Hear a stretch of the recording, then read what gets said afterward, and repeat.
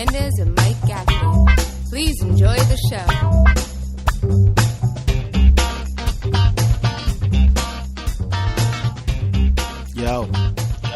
Yo. Let me speak again. Working? I thought I heard myself repeat again. No. Okay. Did you get your mic? think... What? Huh? No, I don't have my computer yet. Okay. I'll have it this weekend. I'm going up to Albany. I'll have my charger. Next week, we'll be back to normal. Beautiful. What were you about to say? I think I would have a fucking heart attack if we just signed on a Skype and just there was not even a question of an issue. Yeah. Like if we were just like, hey, what's up, man? Welcome to the All in Our Heads podcast. And boom, just started banging it out. I would have a fucking heart attack. Yeah? All right. Well, we're going to get there one day. Nah, never happening. When the new studio's built, it's going to be great. Well, it's not us. I'm Skype. It's I'm Skype. Skype Skype not... sucks. When, Yeah. when we have the new studio, I'll have you in studio. We'll be live to YouTube. It's going to be beautiful. Absolutely. Yeah, no. I just got the new plans. It's going to look great. Oh, yeah? The architect Nice. plans moving forward. You have no idea how to read them, but they look cool, right? I kind of know. I took a little bit of architecture in high school. Oh, okay. I did. So, like, right now, the guy says, you know what, I can't do it, but here's your plans. Have at it. No, I can't draw them, but I get it. No, he's like, here, they're drawing, this is it. Build what you got to build. I can't build it. No, I can't build it. I give it to people that can build it. I just can understand what he drew based on my class. Right. I know that's a door, and that's a window. You learn that in school. Nice. I can tell the size. I can tell the size of the room. You went to a regular high school? Yeah, man, a good one. Blue Ribbon High School. Architecture. I could tell. That's a window. Architecture. That's 2 semesters. Boom. 2 semesters. Boom. Is that good enough credentials to draw your house out, lady? No, no, not good. But you know where the floor and the ceiling is. I know what the floor and the ceiling is. I mean, I told him what I wanted. He basically drew what I wanted. It was a few changes, and then he's going to give me a 3D model soon, so I can kind of really visually see what the room is. Because I don't know if I'm going to do cathedral ceilings, like a open floor, like an open ceiling, or put like a little attic for a little storage. I don't know. This is boring shit. Nobody wants to hear this on the podcast. Especially Why when am I you're even talking about a spare room with cathedral ceilings. Not cathedral is the wrong thing, but like my dining room. No, actually, it would be. Yeah, they're called They would cathedral ceilings? yeah, because they're putting a pitched your dining room like roof that, on that it. pitch? Yeah, they're doing that on the outside. It's like a pitched roof. Okay. And, okay. And whatever, but who cares? Nice. This isn't the Architecture in Our Heads podcast. Hey, this is what we talk about. What, we have to have now? We can't do architecture talk? No, we could do architecture. I mean, that's where that's where we're going to go live and shit. I'm going to get Exactly. The room's when going to we're be there in the middle of it being built. We're not going to talk about how it was built. No, it's going to be Yankee Blue. Nice. I know, right? Fucking A. Fucking A. That's right. Dude, the numbers of the podcast went up nice this last episode. Right. Because we started the first week of February, this show. So we were consistent all through February. We're not even through March, and we're almost to the same amount of listens as February, just based off of what we've put up so far nice. in March. That's awesome. So, yeah, more and more people are downloading.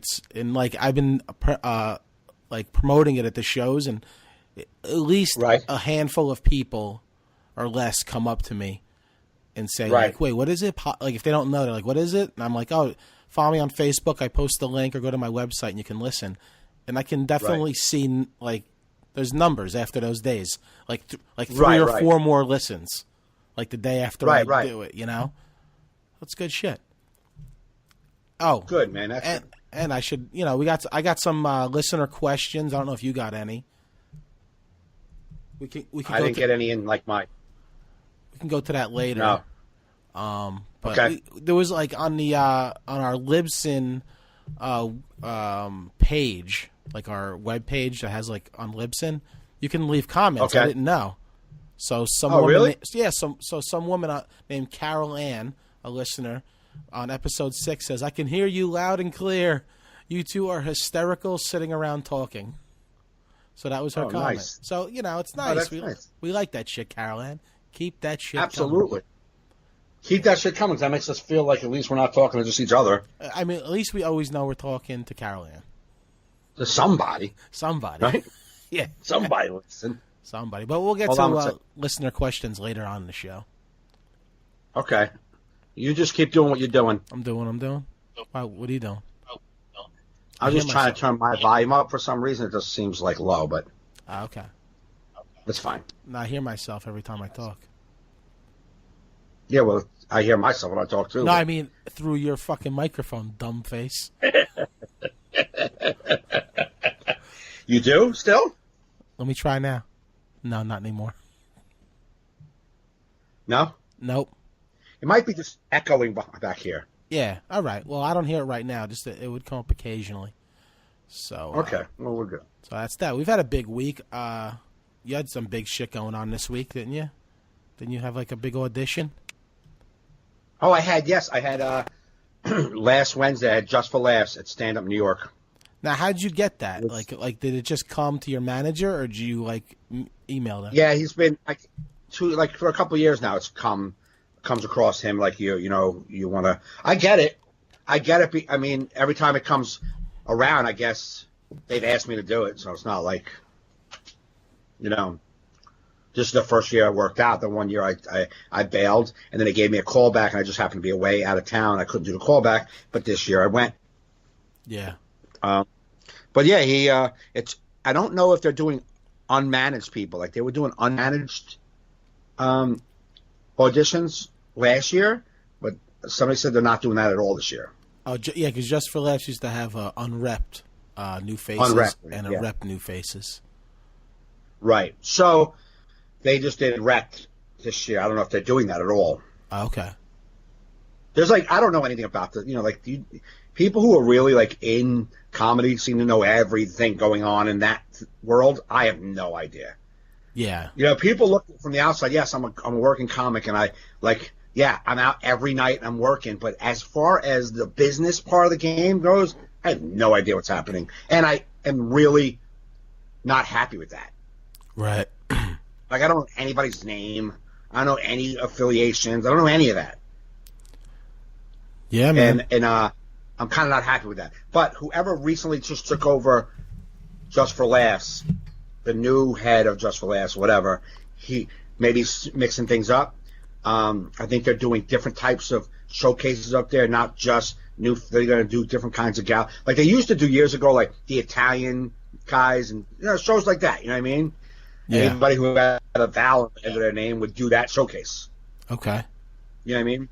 So they might be doing that again because I was with Ida. Remember Ida Rodriguez for my season? Oh, she was on the audition? No, she just happened to be in town this week. Oh, okay. And when we were talking to the seller, and she did. Hold up real quick. Are you on your Wi-Fi or are you on your 4G? 4G. Okay. All right, go back. Let me make sure. Yes, it's 4G. Okay, you were sounding like a robot for a brief moment. Okay. So I saw Ida at the Comedy Cellar, and we were just talking about, and she did talking about Just for Laughs. She did something a couple weeks ago that it wasn't just new faces. It was like just a hodgepodge of comics, and I guess Jeff Singer and the whole crew of Just for Laughs were looking at them, and then they'll put you somewhere else. They'll put you somewhere up there. Yeah. Yeah. Instead of going, oh, you're a new faces person, they'll figure something out for you. So I did new faces. However, she was like, you're probably too seasoned to be new faces. Okay. So maybe you'll do new faces, and they'll say, yeah, we want you for this show instead. Well, that's you never good. know. So what? So the audition went good, and it was. You know what? It was as good. I was nervous as shit, which could be expected. And I was angry at myself for being nervous, but I was very aware of it all. It wasn't like I was just nervous and not aware of how nervous I was. Right. Like I was very in the moment. I just know for a fact that 5-minute set they did not get 100% Mike Gaffney, but I'm probably sure they probably didn't get 100% anybody. Yeah. But they didn't get 100% me. I wasn't as comfortable. Everybody said I looked comfortable. I was leaning on. I was doing my normal shit, but I know that I wasn't comfortably connecting to the audience. I like to be this. I like to be likable. I like to be like people want to hear me, and I like that feeling. And I don't know if I gave that feeling. I was very business and nervous. Yeah, sometimes we don't have, because we're so in our head, we don't have a good, we can't really look at ourselves and know how we come off. Because even though you're probably doing great, you're so in your head you won't even, my show Friday, I was so sick.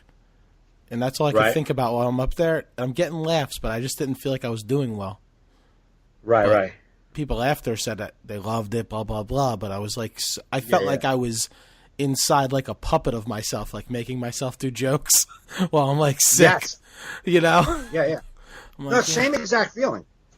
I said to everybody, I was like, I wish there was like a way for you to see what was happening in my mind. I wish you could just show the two mics that were going on up there. Because there was one mic that was just doing the show, and then there was another mic off to the side yelling at that mic for being nervous. Like, what the fuck is wrong with you? Stop being so nervous. Just do the job. You're fucking good. The only thing that saved me that whole 5 minutes was the fact that I was very comfortable with the jokes. I was very comfortable. Well, I think that's what comes with experience, because I think auditions, things you want to get, things you go, it is nerve-wracking, and that's where all the working over the years takes over. Like your your muscle memory of being a comedian takes over. When you're nervous, when you're new, you got nothing to call from, so you fucking hyperventilate and fucking crash and burn.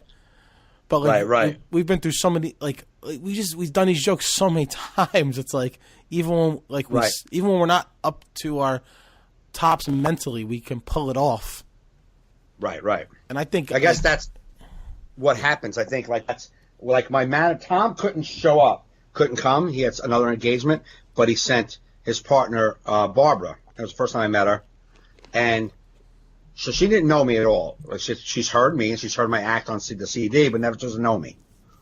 She saw me.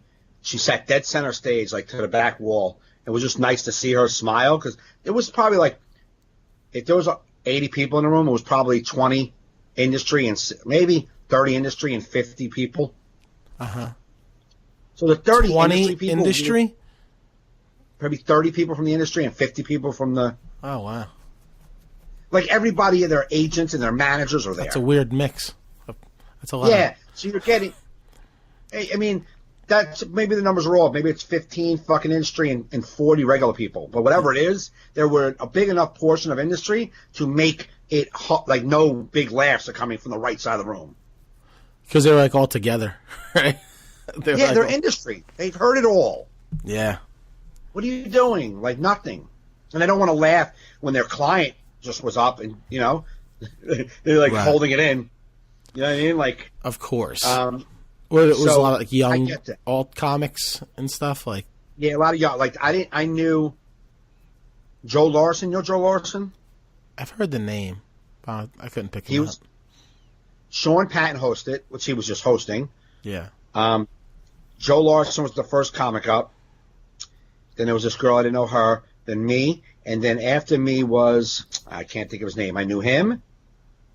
And I didn't know anybody else on the showcase. On my showcase, it was 12 comics. On the next showcase, Dan Perlman was on it. I know him. And I know Jared Freed. He was on the second showcase. Gotcha. So I didn't know anybody else. It was like a lot of... That's the one thing... The one thing I was didn't like the most was like not knowing everybody. I just didn't like that. I don't like that feeling. Yeah, that's how I felt when I auditioned one time at Comedy Central. Right. I just was the only... everybody else knew each other but me. I'm like just sitting there. This was like pre-smartphone. I couldn't even like pretend to be uncomfortable like in my hands. Right. I'm just sitting there like, in my head. Why am I here? Wait, you know what, man? those are the things you're supposed to, like I told everybody, that's your job. The job is a comic, right? That's what we do. That's what you do. You do these things. You do these opportunities, whether you're comfortable or not, you do your very best. I did my best, and like I said, I don't know any of these people, but Singer has like his assistants and other people. Everyone knows them, and they'll all say her name, and I never met her. But after the show was over, I went back in the showroom because my manager was sitting in there. Barbara was sitting there, and I sat down with her and was just talking to her. And that girl, his assistant, came all the way over to me. Yeah. And said, good set. Which could mean nothing, but it was nice. I don't care if it means anything. At least I didn't feel like a fucking total outside. Like, I know nothing means anything. I don't know if Tom listens to this whole thing, if he ever listens to it, Tom, this portion is going to be about you. And it's just me venting, so don't take it so personal. You're a good guy. I love you. However, like I said, everyone came up to me very complimentary, very nice. I told Tom that, and he's like, yeah, but don't look into that. I'm like, I'm not 12 years old where I think every compliment means I should get my pen now to sign a contract. I'm not that guy. But as a comic, you take those little things as a little encouragement. Like, yeah, that was good. At least it was good. Yeah. I don't know what that ever means, even if that nothing means nothing. But I already know that. But he's like, I know it's good that they said something. I just don't want you to. I'm like, I'm not thinking it's something big. But when I tell you, hey, this girl, she said was really good, I'm just telling you what she said. I'm not saying, so I start packing my bags. Should I learn French since I'm going to Canada? You know what I mean? She thought I was good. And then I introduced myself to him, to Jeff Singer, and he was very talky. He was like, hey, how long have you been doing comedy? Like, he kind of like knew that I wasn't, he got that vibe that I wasn't a brand new guy. Right. He's like, he asked me where my home club was and where do I get up and where do I work out, where do I go. So he was like interested in asking questions. And I told him, thank you for the opportunity. He's like, oh, please, thank you for doing it. So there was a little dialogue. That was nice. That's all I was telling. That's all I'm saying. It was nice. Did you say LOL when he said home club? I didn't. Okay. I said Dangerfield. Oh, there you go. I'm going to say Starlight Pizza if I ever get that.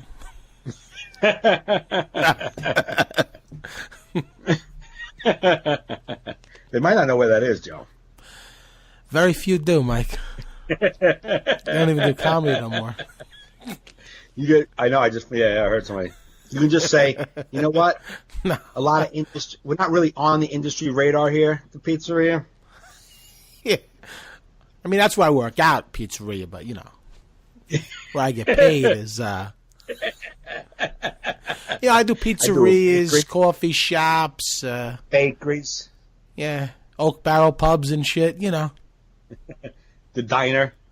Red Oak Diner. Hey, how was that? I don't want to grab my collar here, Singer, but I did do the Red Oak Diner headline. I don't know if you heard. I don't know if they got it up there to you. The Red Oak Diner was good. The crowd was a little weird, but they wound up being good. That was the show. I was really sick. And I was just kind of like going through the motions. But a lot of people I knew, like I grew up with, came out. I haven't seen them in 20 years. So I was happy it was at least good enough for that, because you're like, oh. Right. Because first I get there, and just like you prefaced, Tom, if you listen, I still love you. I'm going to preface James, if you listen, I still love you. But we show up, and James just has to bring a light. So their sound, they don't have a wire for the one speaker, so they only have one speaker. So I'm like, James, do you have a sound system in the car? No. And I don't know if it's just from me, from being in video. Like, I always come prepared. Like, always have backup sound. That's all I want, backup sound. Like, always, like, if a place tells you they have sound, just say, we're going to bring our own sound. My feeling, you should always control your environment. Right. Yeah, you should. If you're producing a show. If you can do it. If you have your own sound that you know works, why rely on some place's sound that you don't know? That's like me being a video guy, getting a gig, and it'd be like, oh, don't bring your gear. We have our own cameras. I'll be like, I don't know your cameras. I don't know if you take care of them. I don't know if they work. I can't show up under my company's name and trust your shit. Right. I mean, the sound wound up being fine, but you're sitting there stressing, like, why do I have to stress this? You know? Why? What was wrong at it at first? It just wasn't. It was in there like a house system. No, they had like speakers, like stands, like you would normally have, but they only had one speaker because the guy couldn't find the wire to go to the second speaker. And I'm like, how many people were at the show? I'd say 70 people, maybe. Okay. If I, you know, did they really need two speakers? You think, or one was fine? Listen, I could listen. We were getting laughs and stuff, and the speaker was to the right of me, and you can tell that the people to the left of me didn't hear it as well.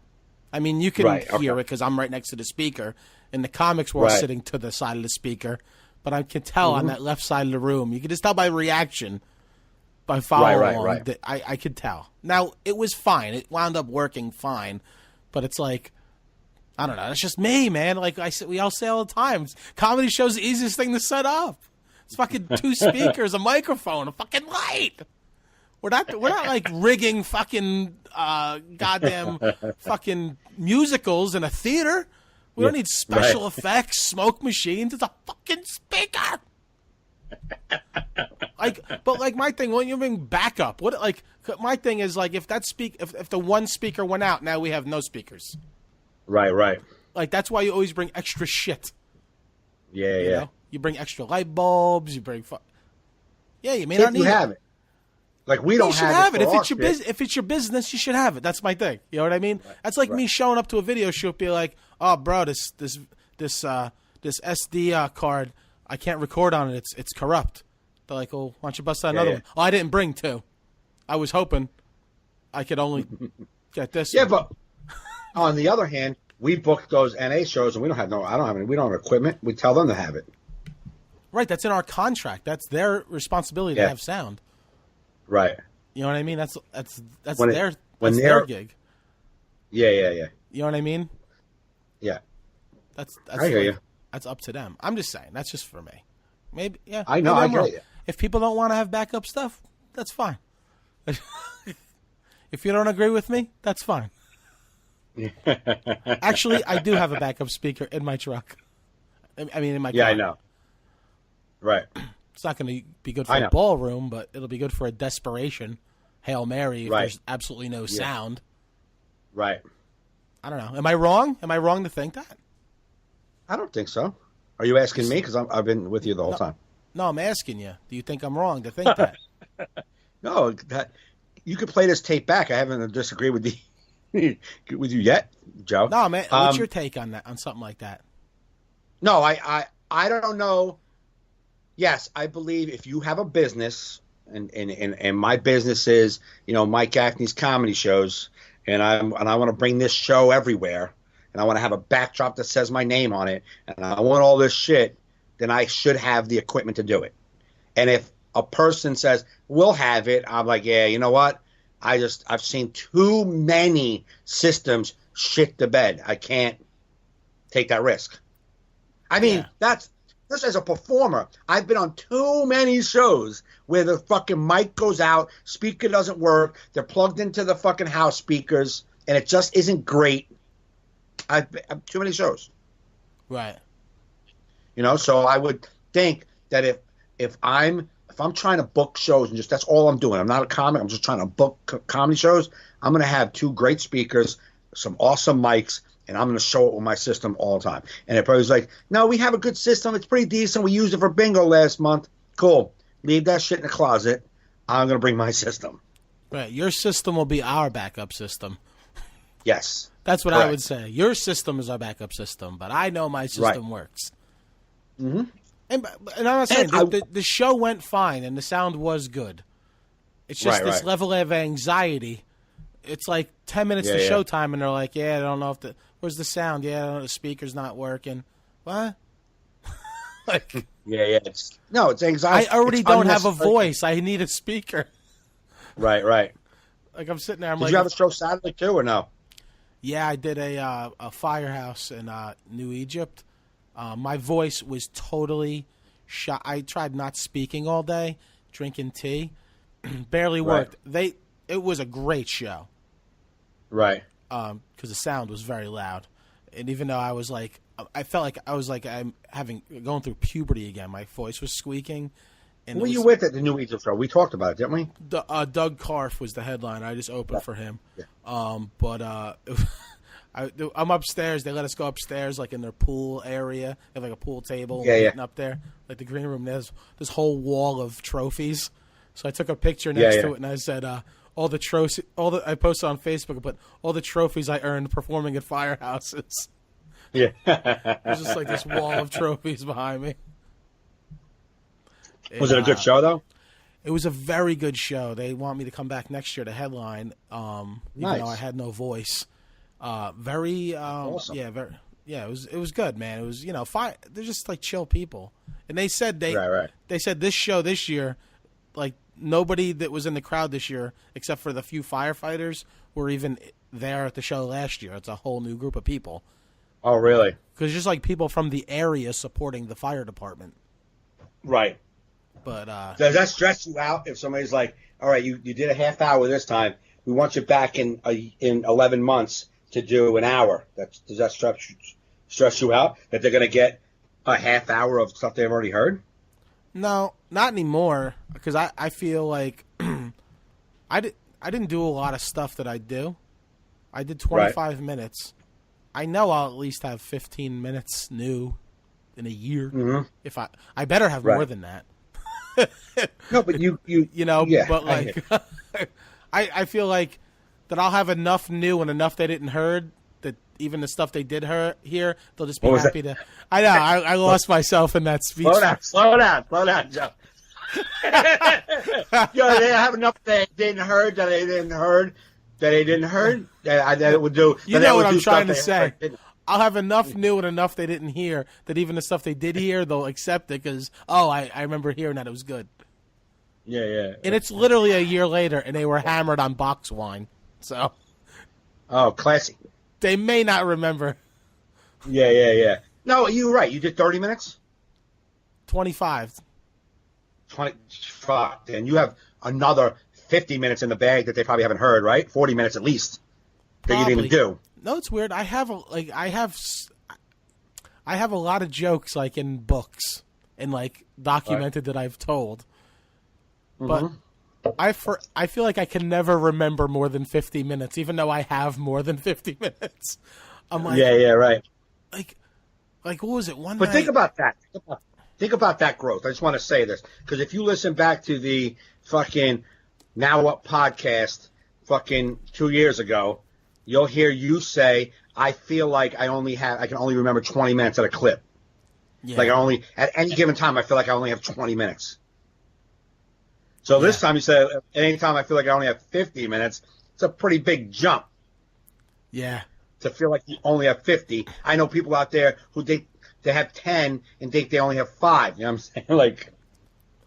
Yeah, dude, Friday night I was sick and performing and not feeling myself. I'm like 15 minutes into my set. I realize I'm 15 minutes in, and I'm like, my mind is so garbled from taking Mucinex that I'm like, oh my god, did I just rip through an hour in 15 minutes? Like I literally couldn't remember what else I did. I'm like, did I just do an hour of material in 15 minutes? Like, I'm like taking a sip of water because my mouth and throat is so dry and painful. Yeah. That I'm like. I'm like, am I have to improv this next 40 minutes? Like, I was literally. How did Ken do? Ken did good. Not as good as he wanted to. He did some cancer joke that just really kind of took the air out. Really? And then after it was something. I don't want to do his joke, but it was like against like. About cancer survivors, and then he gets back to the booth. I'm like, way to knock down those uppity cancer survivors a peg. I'm like, that joke's going to be a tough sell. It's just something not about him, but a conversation that came up. And I love Ken. I know he's probably not listening to this. No. He can't get his attention span is not bringing him 29 minutes into the All in Our Head podcast. But if it did, we have exchanged a text the other day, right? Just real quick, I want to bring you get your feeling on this and I love him, but he was talking about bombing or something, and I said, bombing is the new killing, huh? Because everybody wants to bomb, right? Yeah. And he's like, he goes, I love a good bomb every now and then, don't you? I'm like, I mean, I don't mind them. This is me saying, I don't mind them, but I don't miss them when they are gone. It's not like I want to bomb. He's like, he goes, makes me feel alive. I love when a joke bombs 100 times and then it works. It makes me feel like I put in the work. I don't keep telling yourself that. Keep telling yourself. Yeah. Now, who doesn't love that? Bookers or audiences. Yeah. But I'm going to say, I get that, a joke, you throw jokes out there, some people might not be comfortable with it. You're not going to make 100% happy. Like I don't know what kind of comic anybody wants to be. I said to him in that response to that, I was like, well, that's what I love about comedy. Everybody has their own approach to comedy. Right. If you feel like you got to bomb 100 times to feel like you put in the work, you know what I'm saying? I'm going to feel like I put in the work because I'm coming up there and I just say the idea that was on my mind. And it might do okay because I'm a pretty likable person, so I might get a laugh out of it. Yeah. You know what I mean? But I don't feel that it wasn't amazing, but I put that as in making the effort. Throwing out a new idea, fresh on stage, and trying to figure it out. You know what I mean? Mm-hmm. That's my effort. I'm not happy when it's like, wow, that bombed. I'm not happy at all. No, me neither. Now, not at all. I'm not miserable about it. It doesn't make or break my day. Sometimes it makes me reassess what can I do differently in a situation like that. Why did I not do well that night? What the hell was wrong with me at that moment? And then I'll do a couple of jokes. I put jokes out there 2 or 3 times, and I thought they were funny and just weren't getting laughs. You know what I mean? Yeah. If they don't feel like they fit into to who I am, after a few times, they're gone. I don't need to force them and try to fit. Unless I really think it's a funny bit, then I want to say it. Right. You know what I mean? But I just don't like, I don't know, and I'm not saying Ken's this guy, but it's like this thing out there, like, oh, you got to be this person of just, man, you got to say some stuff, make people, not it's going to make everybody comfortable. I get it if at the end of what you're saying was productive, such as if you want to bring up a race topic, but at the end of your race topic, you have a really enlightened sense of race in this country and what can make it better. And you made it really funny. Awesome. You made me uncomfortable. You said the N-word, but then you flipped it around and showed me how the N-word is not something. You know what I'm saying? Yeah. Cool. Yeah. But to do a joke that has got no point but to go, ooh, that's your joke? That was your joke? Your whole joke point was to go, ooh? Yeah. I'd rather go, I'd rather get the ha. Someone told me that early on. I forget what headliner told me that, but like I was doing something that was like edgy. It was just like it was just dying, and they saw me do it a few times, and they they're like, yeah, the idea's like good, but is that what you're trying to be? Like is that what you're trying to be? Because it doesn't fit the rest of your act.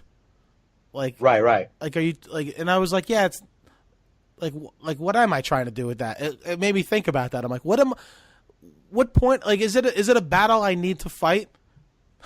Right. And I'm like, yeah, but that was when I was new and I was like trying to be a little edgier and thinking like I needed to like, be, I was just trying to be something. You know what I mean? Because I was really nothing. So you're like, oh, let me just try and be edgy. Now, Ken, when he says stuff, he does say stuff, just in conversation. He does say the inappropriate thing to make people go, what, you dickhead? He does that. That's just who he is. Right. So to him to do that on stage is perfectly fine because it's him truly being himself. Oh, no, I believe, yeah. Right? But to me, like what Norton said, if you kill every night, you're not taking any risks. I believe that. If you're fucking every night. Norton also prefaced that with saying, he was more like weeknights. He goes, if you're out on a Tuesday trying to kill, what are you doing? Mm-hmm. he'll be the first one to tell you if you're getting paid on a Saturday or a Do your Friday, job. you got to do your job. It's not open mic night. Right. No, absolutely. You know what I mean? If you're Right. I'm not saying that's what Ken did. I mean, I don't know how No. he tried that bit before. I'm not, Right. But you just brought him up, and it reminded me of the conversation we had about, he said, he loves to. It took me back for a second. I'm like, no, I don't respect the bomb at all. I respect the people's work ethic. I respect people trying new jokes out, but I don't respect the intentional, like people like running their show into the ground. I don't respect that. It does nothing for me. I don't care if it's, you know what I mean? But I respect Monday night you going up there with a fresh set of ideas and trying them out. And you're not getting laughs because the jokes aren't there yet. But getting, what the fuck, for just, what the fucks, I'm not impressed with that. No, I used to get that early on. I used to have like people that were at shows with me saying like, "Do you ever like to dig yourself a hole and see if you can get out of it?" I'm like, no. Every hole I've dug is unintentional. Yeah. Believe me, I was trying to build castles. I was trying to kill that whole time I dug. Digging holes. Trying to make mountains. But I think if you're throwing out, like when you're working out, like Norton said, like Monday, Tuesday, Wednesday, and you're trying, you shouldn't. Yeah, of course you're gonna start out with a couple of great jokes, and then you're gonna throw in some new ideas. Yeah. No, yeah, that's what I do. I go out and I don't go out if I don't go out to one of the workout rooms if I have nothing new, even to an old idea. Right. Yeah, if I'm working on a new thing it's fairly new, I'll go and keep trying it and trying it and trying it. Right. Especially if I know I'm going to be working on the weekend, I'll try and get it out of my mouth a few times. Right, exactly. My personality isn't one of those, like I'll joke around and be like a little like, with my friends, but on stage, I mean, there's like, I'm just talking. Like if I say my kids suck, I didn't say that, so everybody would go, "Oh my God, he's crazy." You know what I mean? I said it because I said my kids suck. Like I'm not waiting for the, That's not why I said it. You know what I'm saying? Yeah. I just said it because that's who I am. And sometimes you get that, ooh, that's fucked up. And I get audience members who think I suck because I just talk crap about my kids for 30 minutes. I get it. I get it, but I'm not changing that. But to me, but I'm not going to go, what is the, what's up with retarded people? And then everybody's like, oh, what are you doing? And like, you got nothing to go with that. Like, you just want to rank on retarded people because why? Did you have something that was going to shed some light on this topic? Or are you just saying it to make people go uncomfortable? I was reading somebody's status the other day, and I was going to say, so I want to put a status up against it. It was like, I noticed a lot of people do it. They'll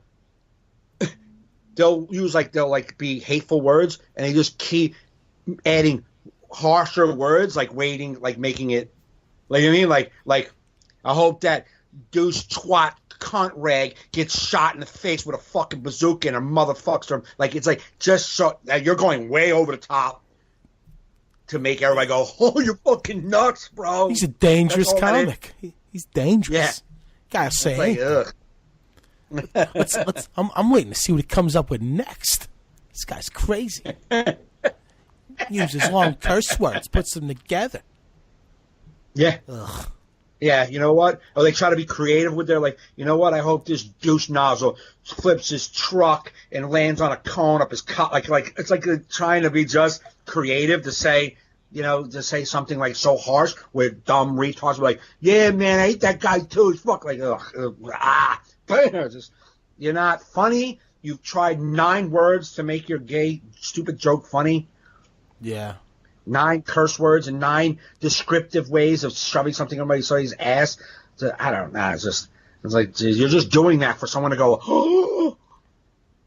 oh, this guy. Go see him live. Yeah. Yeah. Guy's like trying to tell us it like it is. Tells it like it is. I did tell Ken, I go, cancer jokes are going to be tough sell in the nightclubs. I go, yeah. You got to be real funny. Do a good cancer joke. Especially if you're going to attack cancer survivors. Right. Yeah. That's a tough sell. Yeah. Yeah, yeah. Cancer survivors are tough. I do a joke about, like once in a while I remember Sully. Remember Sully that landed the plane in the river? Yeah. And if I'm doing my airplane joke or something, it'll come out like he's not a hero. And I'm like, I did it a week after he landed the plane. I was that hot. I was like, that's just not a hero. He's the one who hit the birds. How is that guy a hero? And they were like, he's a hero. I'm like, no, he was on the plane already. And he decided he didn't feel like dying, so he fucking landed it in the river. You know what I mean? Like, that's not a hero. That guy was already there. A hero puts himself in harm's way. He is the reason that's like me setting the room on fire and putting it out and going, I saved everybody. It's like, oh, why did you set it on fire? I want to be a hero. Like, I say that and people are like, like some people still to this day get angry that I just told everybody that Sully's not a hero. Yeah. I think pilots are heroes every day. I don't. They're risking their life to bring. They're risking their life to bring us to go get fat on sand, like every week. Like here's a plane full of fucking shitty shirts heading to the Caribbean to get fat on sand and get sunburn. They're not here. They get paid a good chunk of change to fucking drive an Airbus. That's what they're doing. They're bus drivers in the sky. Okay, it's gotta be nerve wracking, don't you think? Though nerve wracking, like you're in the air. I'm sure it is, but that's not a job that you're like, you know what, honey, you know what I got to do? I got to start flying people to Mexico because I want them to get there safe. No, he's like, honey, I'm a pilot. I was in the Air Force for 6 years. You know what? Maybe I should make some extra coin because we're broke. I'm going to fly fuckers on United to Wyoming. That's what I'm going to do with my job. How much you get paid? Sweet change. You're not a hero. Yeah. He's a bus driver in the air. But he does it really well, thank God. They have to do it well. How would, every shitty guy with crashing planes, no one would fly. You have to do it well. Yeah. I had a nightmare one time that I was in a plane, in one of those little Bomba planes, like those puddle jumpers. Yeah, yeah. And they're like, yeah, you want to come up and sit in the front? And I'm like, fuck yeah. And I'm just sitting there, and then the dude keels over, and I'm like, I have to fly it? Whoa, bro. Immediately woke up. Did you make it? Yeah. I grabbed the handle and woke up, had to go take a piss real fast. I was just like, oh no. I was like awful. Yeah. I always have weird dreams of me flying. I had a dream one time I was in a space shuttle or some sort of rocket ship. Yeah. And we're going, we're launching. And I'm like, and I'm thinking, this is cool. I'm going to space. And then we get up, and then I look out the window and just see the Earth going away. And holy fuck, that scared the shit out of me. I'm just like, ah! I woke up screaming. I'm like, ah! So little houses you're good with. Little Earth, not so much? Hell no, because it was just so, insane. Right. I wonder if, even, a trained astronaut the first time is probably what the fuck? For a brief moment. Yeah, no turning back, but it's got to be a little...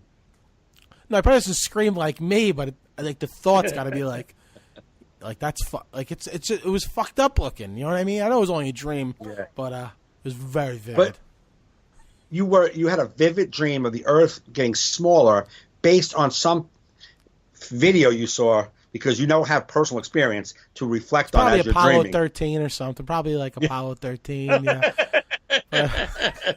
But I do fly a lot in my dreams. Oh, nice. I've been with the birds. So what reoccurring dream do you have besides flying and being scared? Do you have one that always shows up every couple of weeks? There it is again. Nah, not that I can remember. That would be the key when I ask. Nah, I do dream a lot, but I don't remember them. Only if I'm insanely scared. That's not you don't have a reoccurring dream that you can say, yeah, this is a dream that I always have a dream of. I'm trying to think about it. Tell me about yours, then I'll see if I have one. I have two. that I always dream of. One is my teeth always crumbling out of my mouth. Always. That's like you're just sitting there, like crumbling? And you feel like there's pressure. Your teeth just feel like they're just coming together. Like they feel like they're just bunching up and like pop, pop, and like crumbling out of your mouth. Mm-hmm. That's one dream, which can be probably / nightmare. And then another dream I have, I'm in this house. We've had this dream a million times. I never looked at what it means. I'm in a house, but like then there's like this doorway, like a hallway, like a closet door. You go in the closet door, and it takes you to another portion of the house, like a bedroom and a living room and like a whole portion of the house. But it's a closet, like a door, open the closet, and then a doorway, a back doorway, hidden doorway to a whole like another section of this house that we live in. Yeah. And I had that dream probably once a month, where I'm going to it, and I go into that portion of the house, and that portion of the house is like older furniture, older stuff is in there. Huh. It's so vivid. I have it a lot since I was a little kid. Yeah, I don't think I the have teeth falling out. Huh? I guess the most recurring thing is I'm always flying, doing something. I'm either in a spaceship, or I'm getting launched into space, or I'm in an airplane. Right. Like the guy died. It's always some horrific. It's like I could be flying with the birds, like this is beautiful, and then there's like a hunter shooting us out of the sky. Like I'm never like there's always like some sort of I'm about to die happening in my dreams. It's like reality to you. Am I supposed to stay awake? That is true. That is true. I think I'm not like if you look at dreams, I bet you flying, like a lot of times flying dreams are probably you don't like being you're out of control. So like you don't like that. You like to be in control. Yeah, but I guess but I'm pretty in control, so I don't know what I would in flying. When you're in your flying dreams? Oh no, but I thought you meant like that means like I thought you were analyzing my dream, like why I'm dreaming that. Those dreams are your fear of not being in control. Ah, okay. Yeah, I you know definitely what I mean? have control reality, issues. Yeah, so in reality you have control issues. In your dreams you're flying with no control. That's why that guy was like, "I'm dead, take over," and you're like, "Ah!" Like and you like lost it. You know what I mean? Yeah. But like they say, the teeth falling out thing is, if you Google like what that dream means, they say it means change is coming. Change is needed. Change is coming. I hope I don't have that. It's fucking awful, man. Fucking teeth grinding and crumbling out. Oh my god, no! It's just and like I wake up, it wakes me up like, and my mouth like I feel like my gums feel like especially my two front teeth just feel like they go pop and they just pop out of my mouth. That's awful. Yeah. Well, it's not. But anyway. Anyway, I don't have any recurring dreams. I'm gonna start keeping track, and I'll report back to the All in Our Heads podcast when I have fucked up dreams. Listen, how old are you, Joe? 40. Yeah. If you don't have it at this particular moment, any memory of a recurring dream, I don't think our All in Our Heads podcasters are going to be able to make it to when you can figure it out. Okay. Hey, you never. I'll report. I'm saying if I like more than this episode 767 of the All in Our Heads. My teeth are finally crumbling. And that's in reality. I don't have to fall asleep for my teeth to fall out. No, we're going to be dead before you figure it out. Nice. What's these questions, Joe? The questions. So that's all for your weekend. You didn't do it. Nothing special happened for you. All right, I'll tell you real quick. I did. And if you have any good stories, you know what I mean. I don't know. I have. Yeah, I did a Taj on Saturday. Oh, with Kathleen Madigan. And we there's 1,200 people. They were an okay crowd. They weren't great. And the room is just not the best room. It's in the Xanadu, which is probably a better room for music venues. I think it would be better music venue. It's like a big, huge banquet hall. It's a huge stage, but the seats are banquet seats. They're not like theater seats. And it was a huge empty fucking room with banquet seats with the ceilings, 50-foot ceilings, and it was ice cold in there. The heat was broken, so it was ice cold in the room. Ugh. So it was, I didn't do great, and we started late, so I did 20 minutes. I did okay. There was some jokes that really got laughs, but I fizzled at the end, and I was like, whatever it is. So she did it. She went up. I don't know. She said, even coming up, she's like, they're weird. And then she went up, and she had, like, she wasn't killing. She was doing great, but she had the weird spots too. But then after I was done, I could have sold. I forgot to bring my CDs up. I said I had CDs. I go out to sell CDs, and they put me on a table that was behind the door. Like when the doors opened, I was behind the doors. So people were just walking out, and they would have to literally turn around to see if I was there. No one's turning around when So I sold 1,200 people. I sold 6 CDs. I was so angry. So, but after, Matt Bridgestone had his comedy show. It's in Taj. And it's like at the old Scores. Yeah. No, Scores is there. Oh, okay.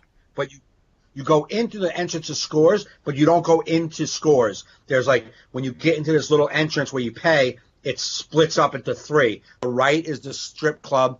To the straight ahead is like this little sports bar, cool little sports bar lounge. Then you make a left down a hallway, and that goes into this like VIP lounge. It probably fits about 175 people. Nice bar, really set up nice, really nice. And they set up all these like old, like, half moon, like casino chairs, like comfortable chairs with little black tables. The stage is really nice, and it's nowhere near really the strippers. It's not a part of it.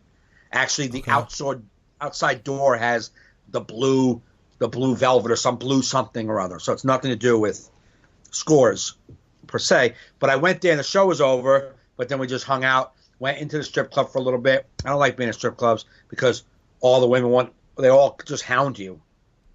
Right. Like, I'm 46, hon. I see you. I see your titties right there. If I want you and your titties anywhere near me, I'll call you over. And you know what you'll do? You'll just come because you want money.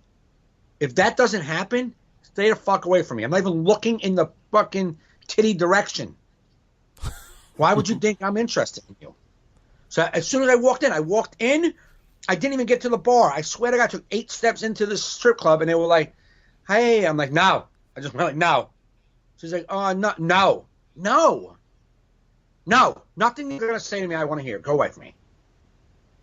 So then I hung out in the sports bar mostly, and when the strippers come off from the stage and from dancing, they'll come in there, grab their cigarettes, and go outside. So one of his friends, a stripper girl, me and her wound up talking for like 45 minutes. Sexy as shit. This girl was sexy as hell. So that was the best part of the whole night, was talking to the sexy stripper. Oh, that's good.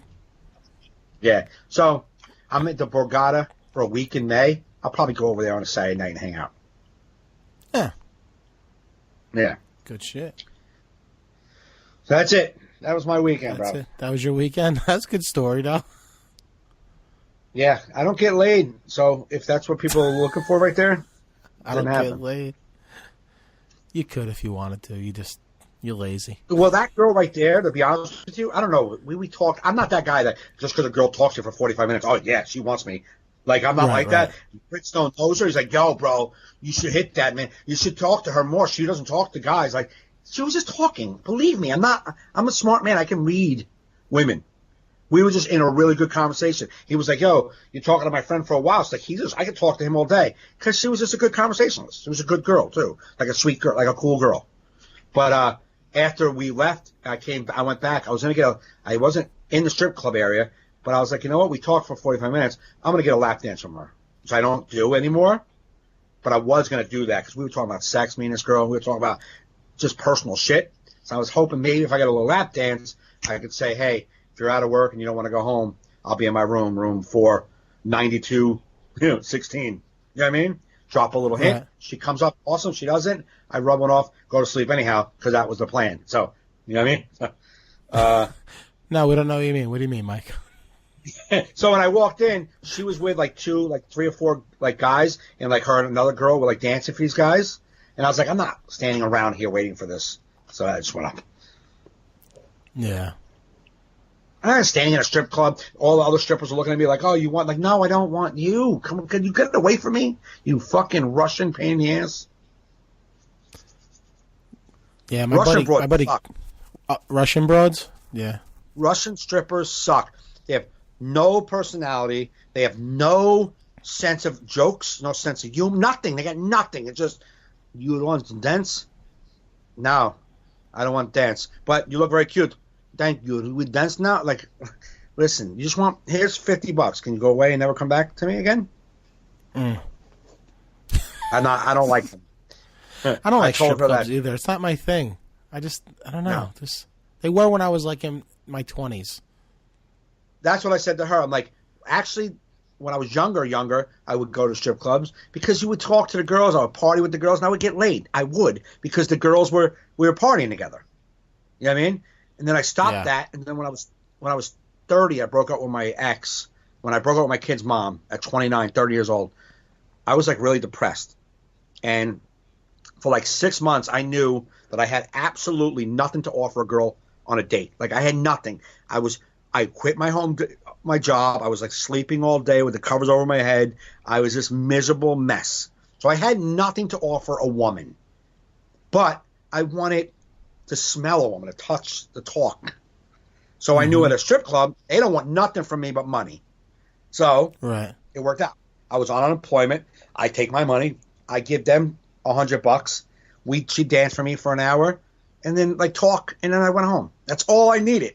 I didn't need to be a man that had his career or his shit together. I didn't need any of that. I just needed $100. You know what I'm saying? So I would go there and like, here you go, and then that was it. I would have a girl dance with this one girl. She was from Florida, and she was awesome. So that's the last time I went, because I've never been the guy like these guys that go in like, I'm gonna hang out with this stripper. I'm gonna give a lot of money. We'll probably go out and fuck. No, they're not fucking you. They're hustling you. They're supposed to hustle you. They're hustling you. I met one. I was with one stripper one time. I was shocked she gave me her phone number. I was talking with her. Just whatever. I'm not trying to. She just wrote down her phone number. And even then I didn't take the hint. I told my buddy, I'm like, she's probably a prostitute. Yeah, right. So that's, here's what I call her, and she'll be like, yeah, $300. Exactly. Yeah. So then one night I called her, and I was just to see, and she wasn't a prostitute. It was nice. Nice.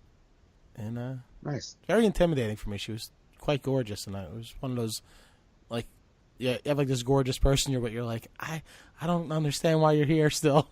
Yeah. Like my total low self-esteem. Yeah. I was like 27 years old, and I'm like, I was so prepared for her to be like offer me, like she was a prostitute, and I would be like, I'm not interested. Then I hang up. Right. Up until the point she actually showed up at my house, I'm like, oh. Here comes the money now. Here it is.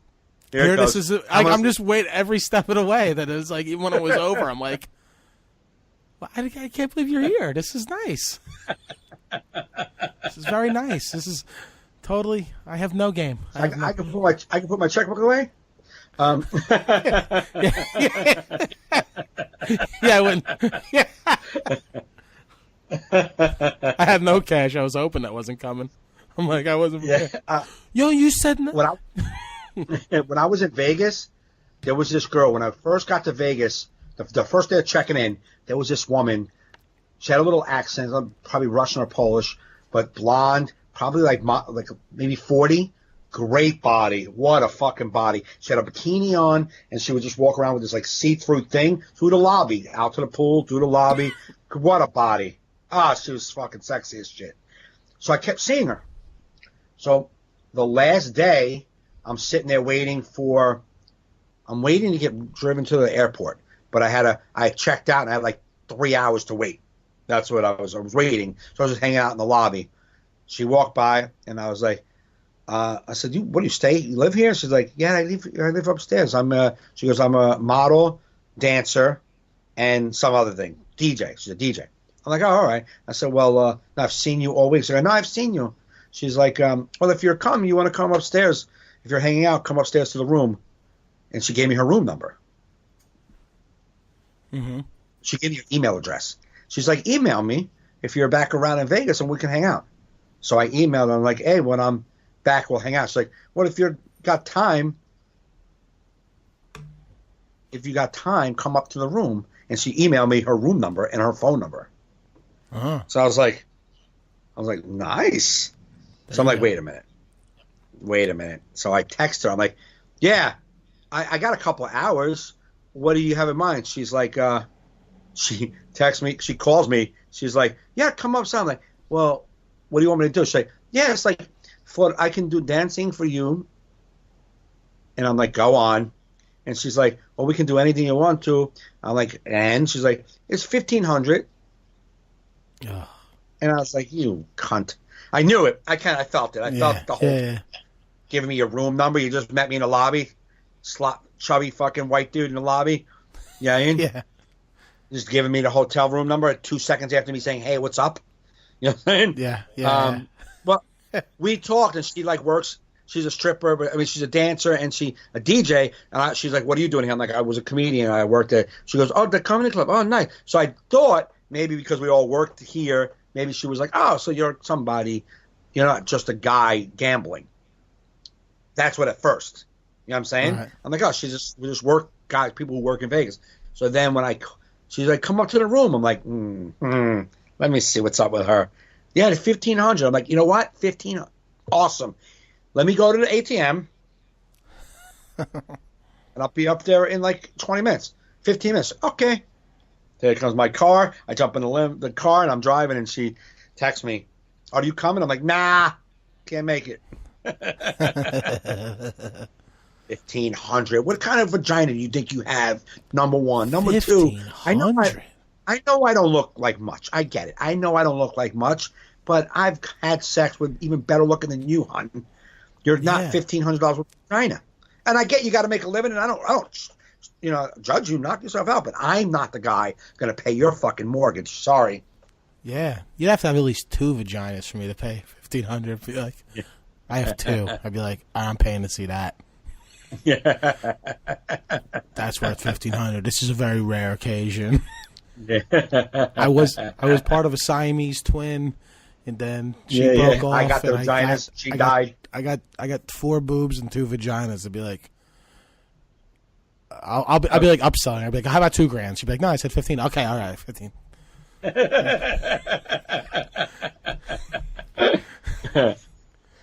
Can I Snapchat this to my buddy?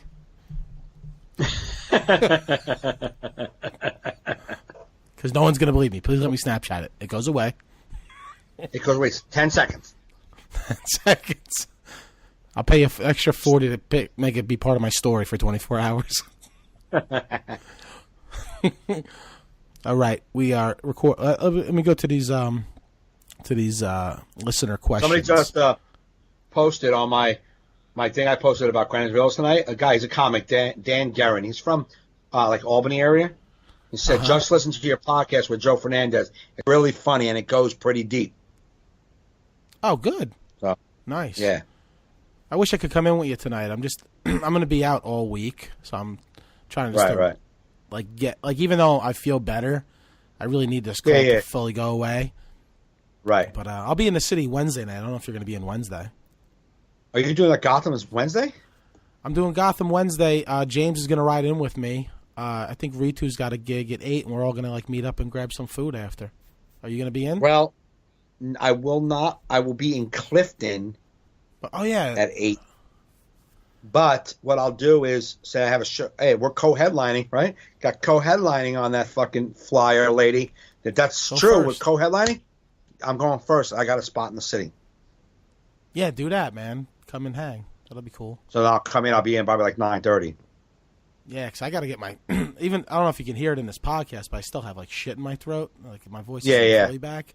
So I have shows Wednesday, Thursday, Friday, and I'm like, I need to get my voice back. Yeah, right. True. So what you get in your inbox? Okay. All right. It's from a listener named Scott. I see it's a topic for you and Mike. When you are early in your comedy career, how did you go about trying to get on shows or in with certain promoters without coming off as pushy or desperate, rather than just driven to get more bookings? Would like to hear your takes.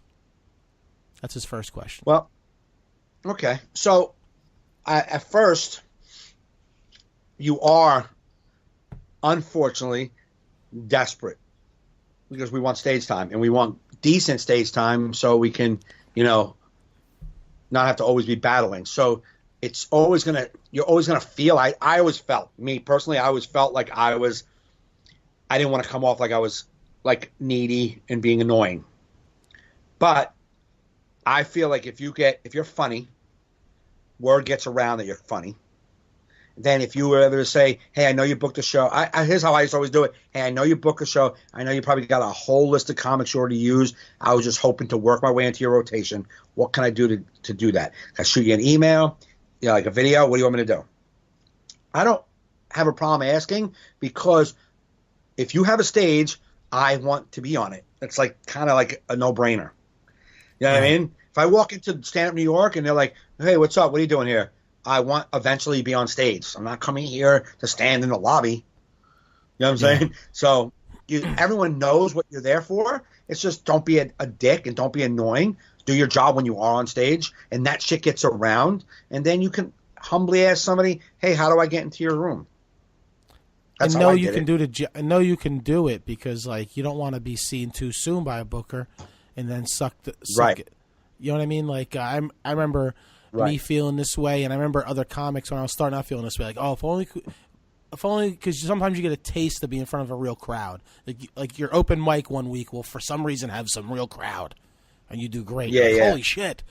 And then you feel like if I could just get in front of a real crowd, I'll do better. But it's like not always the case. You know what I mean? Right.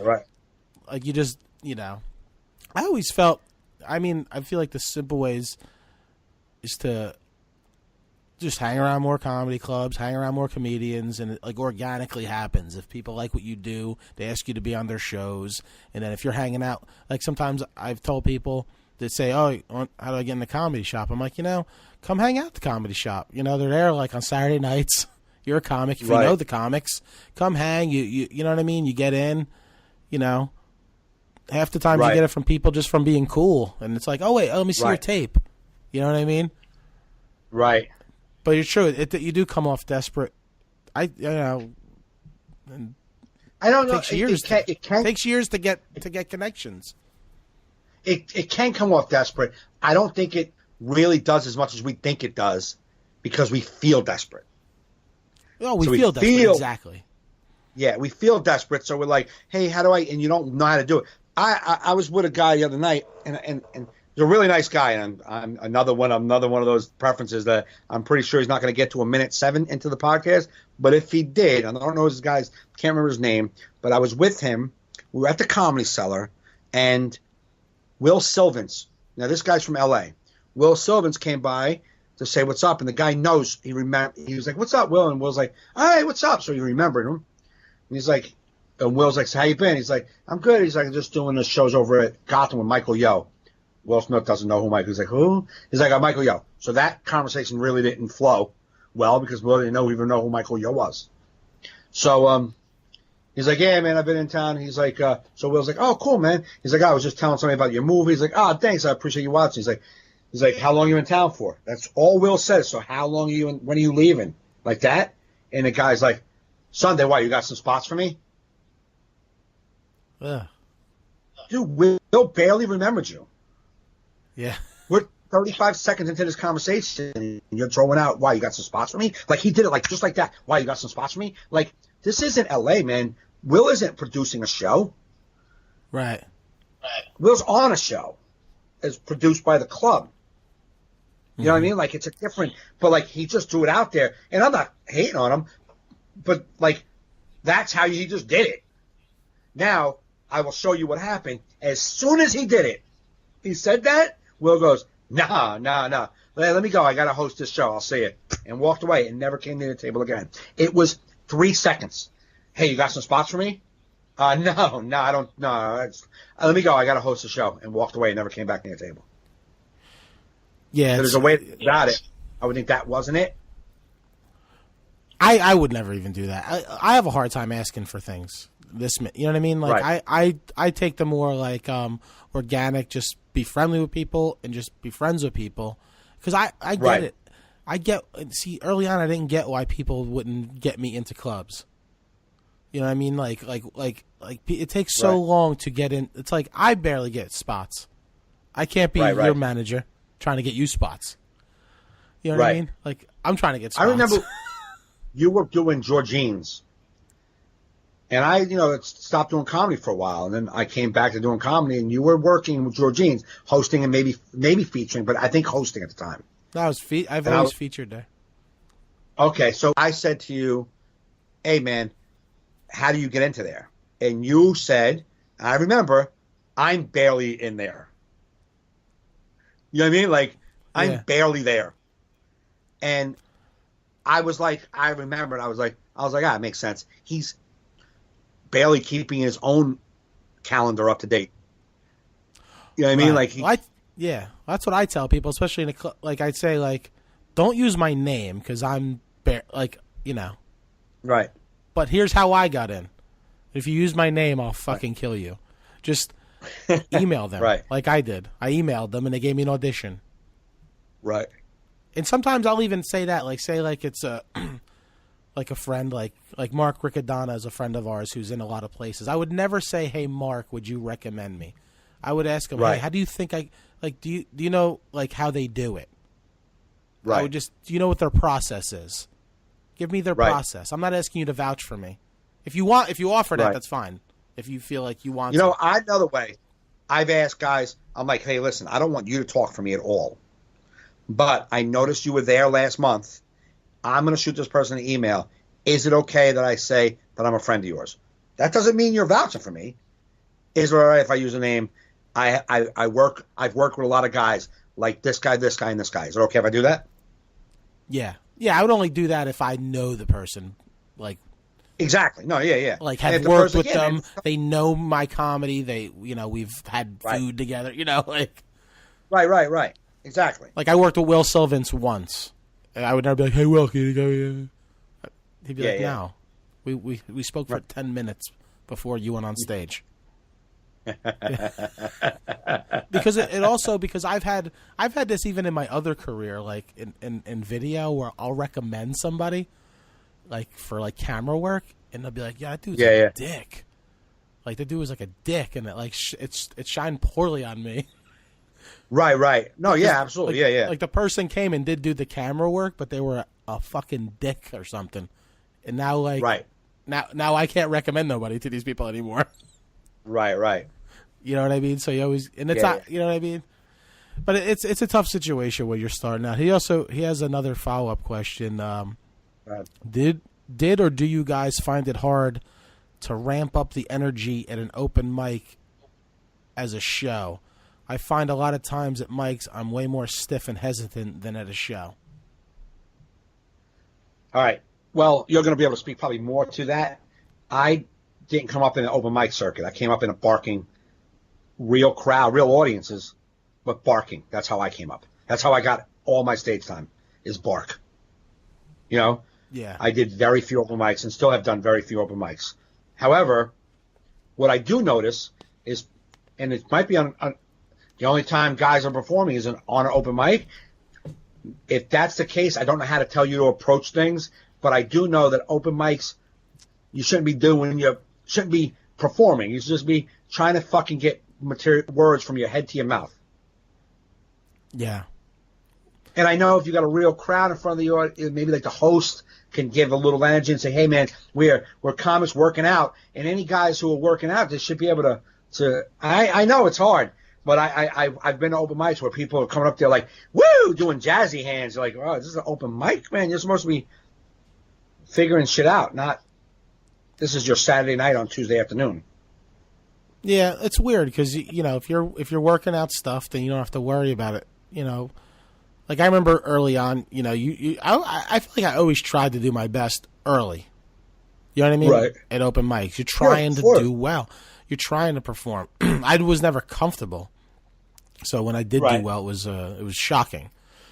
Now, at this stage, when I go to open mics to work on stuff, I still try to perform. See, I think the difference now is because I've been around for a while, even at open mics, especially the Jersey open mics, some of the open micers give me a little level of respect they don't give the other comedians.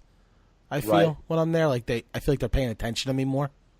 You know? Right, right. But even still, sometimes I still get that silent open mic death stare. Like I'm in, you know, like open mics you're Right. not going to kill in and it's not because they don't like you. It's because they're in their head worried about their set. Yeah, no, You know? absolutely. Like they're in their head worried about bombing, but like, don't put more into it. Like, just get you're there to work. You're not there to kill. As long as you got to kill. You got to get that. Yeah, get that. You're there to work on stuff so that when you do get your shot on Saturday, you know the joke. Right. Like an open mic, if I get like any type of laugh, I feel like, oh, this is gonna go great on the weekend. Right. Right. Like I could tell, like if I get like a, like okay, I got through their thick skulls. Right. If I have an attentive audience, this may go somewhere. You know, it's funny though. We all have levels of open mics, right? Like Chris Rock's open mic is the Comedy Cellar. Yeah. That's Chris Rock. That's Louis C.K.'s open mic. They get to figure anything out on the stage with an amazing audience. My level of open mic is I kind of go with LOL and Dangerfields. I'll work I've been out. to both of those with you, and I've sat in the crowd, and I'm like, it's basically an open mic, except there's no comedian sitting in that audience. Right, that's exactly right. So, and I treat it like an open mic. I try to do mostly new shit. Would I like to get some laughs? Of course. But I just treat it like an open. I don't shit on it, but I don't have to pepper it up. Like, woohoo! I was at Dangerfields a couple of weeks ago. There was only 2 people on the show. You think I went up there and fucking and jacked it up with? No. I went up there, laid across the fucking piano, and just talked off the top of my head and off my notepad. You know what I'm saying? Right. And then there's guys who come to Dangerfield, and that's their home. They're like, I got to do my best. And I do well at Dangerfield sometimes. Most of the time I do pretty good. Last night I did really well. But a lot of guys who come in there, that's their spot. That's where they're working. Yeah. That's their Saturday night, no matter what day it is. So they do really well. At Chris Rock's level, he'll go to the Cellar, and everyone at the Cellar is trying to kill Chris Rock as his open mic. That's his open mic. Your other guys are in Jersey. Their open mic might be the only show they got going on all night, all week. So I get why they're trying to perform. Yeah, and use your time wisely. Like when I was going to the open mics with my jokes about my dad dying. Now the first bunch of them, I'm just kind of saying them. I'm not performing them. Right. But now that these jokes are working, and now I'm starting to add tags to them, I got to bring them, even if it's there, and perform them, and then add the new tags. I can't act like, oh, I don't give a shit. I was just gonna do this one again. Like, no, that joke's not at that level no more. That joke works now. I can't act like it's in my notebook, and I don't like when you bring in new stuff, you don't know it, so you can't play it because you're right. You know, you don't know it. You know, right. I think you should whatever you're working on that night. So if you're like, okay, this is stuff I've done before, and I want to learn how to perform it better, then that's what you do that night. You know, right? I just think it all depends on what your goal is that night. Right, absolutely. You know, I don't know. Any other? I don't know what I'm doing. I don't know. No, that was the only thing I got. You got none? No, got nothing. No, I'm thinking about. I got none. Doing this Just for Laughs thing on Wednesday has got me thinking more serious about being ready. If anybody ever asks me, what do you have? Like tighten up your shit? No. Like, I want to be more ready for if someone ever came up to me and said, hey, what do you have? Do you have anything? Sitcom, show ideas? What do you got? I want to actually have it. You know what I'm saying? So, the past couple of days, I've been focusing on a show idea, and I think it's a really good idea for a show. I can't wait to hear it off air. Yeah, definitely. All right, cool, man. Well, what are you doing? Okay, what's your upcoming shows? Let's we're like at 1 hour and 20. I'm trying to bang this out. Okay. Wednesday. I am in East Rutherford. Let me get this info for you real quick because it's like you got nothing tomorrow night, nothing Tuesday. I have nothing Tuesday. I have Wednesday and Thursday, Friday, Saturday. I'm in Albany at the Comedy Works in Albany. But I am. Okay. But let me just say this real quick. Wednesday, what do you got going on? Say where you're going. All right, Wednesday I'll be at Gotham Comedy Club, 7:30 downstairs in the Vintage Lounge. It's comedian Kevin Israel's show. Got a bunch of other comics on. Thursday I'll be at the River Grill in Newburgh, New York. That's I don't know who's on that show. And Friday I'll be headlining at the Parsippany PAL for the Parsippany Little League fundraiser. Nice. So that was fun. I like that gig because literally, if I had to, I could ride a bike to it from my house. Right. It's so close. I'm in Wednesday. I'm at a place called Al Di La Italian Bistro in East Rutherford, New Jersey. It's on Hoboken Road in East Rutherford, New Jersey. The show starts 8 o'clock, 8:30 showtime, 7 o'clock dinner. It says, I don't know how many other comics are on it, but it's saying I'm dual headlining. So hopefully you'll be the first to the duel. Oh, no. If you put me up as a co-headliner, dual headliner, you get to follow it because you're dueling. We're headlining. We're co-headliners. I have somewhere to be. Stay here all day and eat Italian food and follow up after I go. Nice. But it's for Ricky Aiello, Danny Aiello's son. So I'm going there. Huh? What were you saying? It's for Ricky Aiello, Danny Aiello's son. Mm-hmm. He's the one producing the show. Like he used to do it in Hoboken. He was just trying to start a new room in Rutherford. Oh, okay, cool. So I we'll also I wanted I celebrated 21 years clean this week, and I got so much love on Facebook from it. Some private messages. Some people sent me, and if any of them listen to this, they were very nice. Congratulations, buddy.